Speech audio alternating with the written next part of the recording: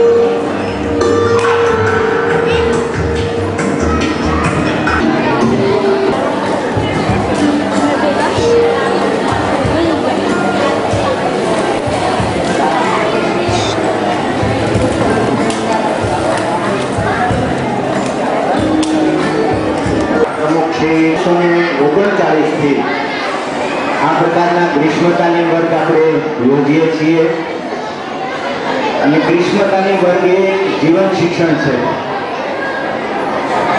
વાલીઓ જ્યારે એમાં ખાસ રસ લે છે ત્યારે જીવન શિક્ષણનો હેતુ એટલો જ થાય કે પાણી વિશે આપણે વાતો કરીએ, પાણીના પ્રકારની વિશે વાતો કરીએ, કેમ કરવું એના વિશે વાત કરીએ। એ નિશાળનું ભણતર થયું અને બાળક અને એને કારણે એને હંમેશ માટે જીવન પર્યંત આ વસ્તુ એને યાદ રહે છે। જેમ તરતા એક વખત આપણે તરતા શીખ્યા કે એક વખત સાયકલ શીખ્યા એટલે પછી જિંદગીભર કોઈ દિવસ ભૂલતા નથી। 80 વર્ષ સુધી ન કર્યા હોય તો કોઈ પાણીમાં નાખે એટલે આપણે તરવા માંડીએ। એવું આ જીવન શિક્ષણનું છે। એક વખત બાળક આ ઉંમરે શીખે છે। શિબિરમાં 464 બાળકોએ ઉત્સાહભેર ભાગ લીધો હતો।